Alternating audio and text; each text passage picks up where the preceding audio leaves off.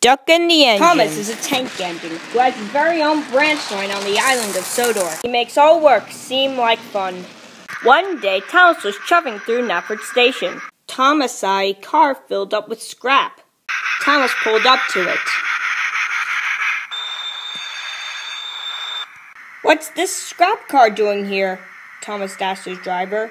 "Thomas," said Thomas's driver, "I almost forgot. Sir Topham Hatt told us that we have to go pick up a scrap car from Knapford." "Oh, that's right," said Thomas. "I forgot." Thomas buffed up to the scrap car. Then he chuffed away. "This is nice," said Thomas. Thomas then saw a lumber car on the line. It had fallen off the back of Bill and Ben's lumber car. Thomas had applied his brakes, but it was too late. Thomas lay dazed and surprised. Scrap and wood lay everywhere. Luckily, Thomas's driver and fireman in the cab were all right. Soon, Edward arrived with the breakdown crane. Soon, chains were hooked up to the breakdown crane as Edward lifted up the wreckage up onto his flatbeds.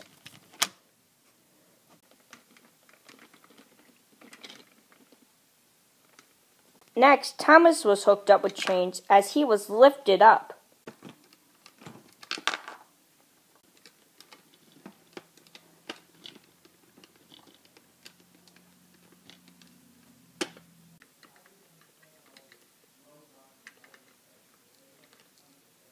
It turns out Edward didn't have enough room for all the cars, so after he picked up Thomas, he was going to come back later to pick up the rest of the carnage. Then Edward chuffed away. It turns out that Edward actually had a job to do after he put away Thomas in the car, so he wasn't there to pick up the wreckage, but Duck was there to pick it up instead of him.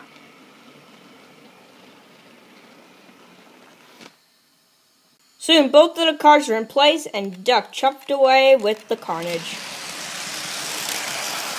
The next morning, Sir Topham Hatt came to see Duck and Spencer at their shed. "Okay, Duck, here are your jobs. First, you must pick up milk from Knapford Station. Then, you must pick up ballast from Tidmouth Yards. You will also have to pick up fuel and oil from Tidmouth Yards. And finally, you must pull Annie and Clarabelle around Thomas's branch line. You got all that, Duck?" said the Vat Controller. "Oh yes, and Spencer," said the Vat Controller as he was walking up to Spencer. "You must go pick up 3 coal cars from Maryland Station. Then you must pick up the Duke and Duchess of Botsford from Great Waterton." Then Sir Topham Hatt walked away. Okay, by now someone must have an explanation for how on earth he just disappears like that. This gag is getting really old. No, it's not. I like it. Okay, that was just weird. "Oh well, don't worry, Duck. Have a nice time doing Thomas's jobs," as Spencer whistled as loud as he could.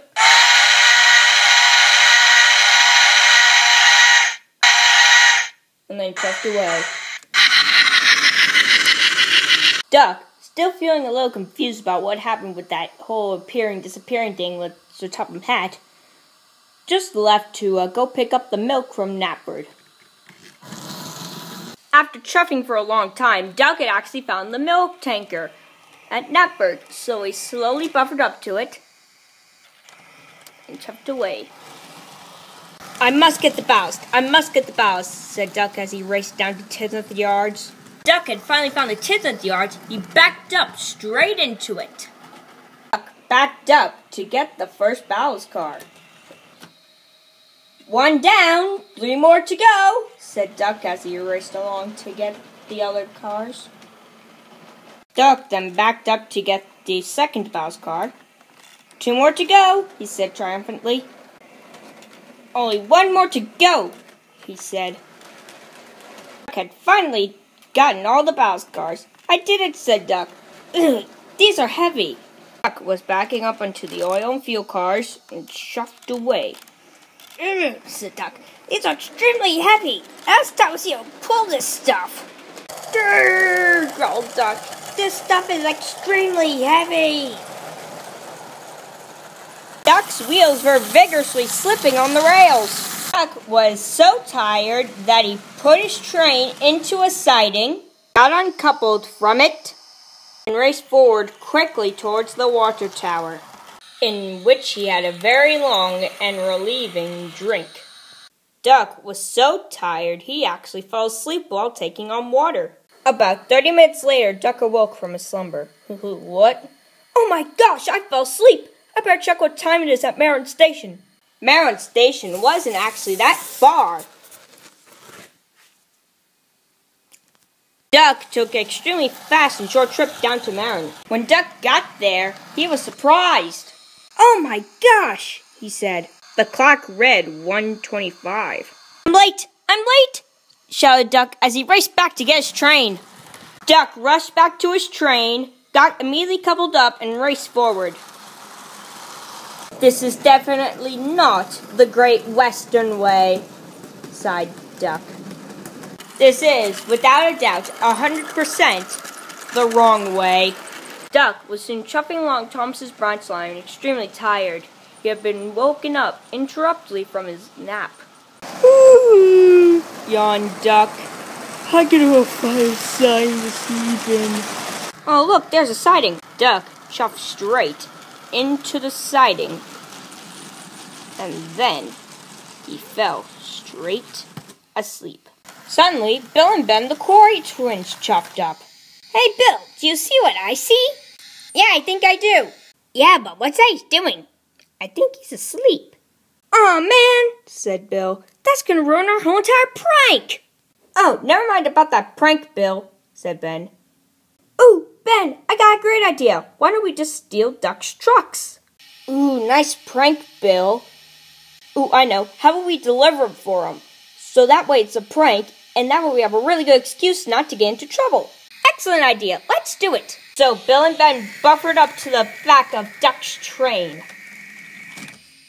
Bill and Ben's driver and fireman uncoupled Duck from his milk tanker as the two giddy twins laughed away.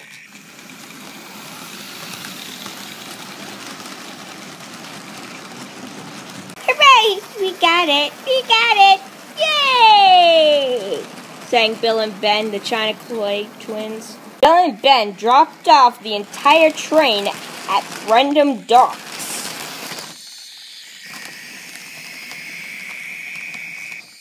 And chuffed away, knowing they got away with their prank. A couple hours later, Duck awoke from his slumber. What? Then Duck suddenly felt that he didn't have any cars coupled up to him. Wait, what? All of my trucks are gone! But who would've? Bill and Ben. They're behind this. That's it. I'm gonna go get those two if it's the last thing I do. Duck raced back out of the siding. The switch was thrown. Duck chuffed away quickly to go find Bill and Ben. Bill and Ben, those troublemakers. They're the only ones who would steal another train's cars. I'll show them the Great Western way of doing things. And also show them the Great Western way of punishment. I will get him, he says. I will get him. Duck was racing along the town line, seeing if anyone in town had seen Bill and Ben. Duck had chuffed up to a man on a scooter to see if he'd seen Bill and Ben. Excuse me, sir, said Duck. Have you seen two yellow engines pulling a long train of cars? The man said no, and Duck chuffed off. Duck was chuffing up to a movie theater to see if any of them had seen Bill and Ben. All the people said no, and one man said that the only engine he'd seen chuffing along this line was a green pannier tank. Rat, said Duck as he continued his search. Duck had asked multiple people, but none of them had ever seen Bill and Ben. Even every single person in the park didn't even see Bill and Ben. I will find you two, Bill and Ben. Duck had chuffed up into Tim's yards. All of a sudden, he saw something. What? It was Bill and Ben talking to the Fat Controller. Bill and Ben, I applaud you for taking charge when an engine was out of service. For once in your entire engine lives, you guys have actually done something really useful. So I congratulate you greatly. Thank you, sir, said Bill and Ben in harmony. Sir, what is all this? Oh, Duck, said the Fat Controller. Whoa. Boo. Ah! You should know what you've done. You fell asleep on a siding, and our train could have came into that siding and ran straight into you, causing a major delay and costing me millions. Sorry, sir, said Duck. Sorry doesn't cut it, Duck. You shall be slammed up into your sheds for your dislikeness. But, sir, no excuses. The Great Western Way may be to sleep on sidings, but the Sodor Way is to be responsible, reliable, and really useful. Yes, sir, said Duck. Now, I must still go congratulate Bill and Ben for taking your cars and putting them into the docks for you. Whoa. Congratulations, you two. Duck, you're right. This gag is really getting old. Sir Topham Hatt magically appeared inside of his office, looking out the window to all the Tidmouth yards. The end. Your next video will be here now.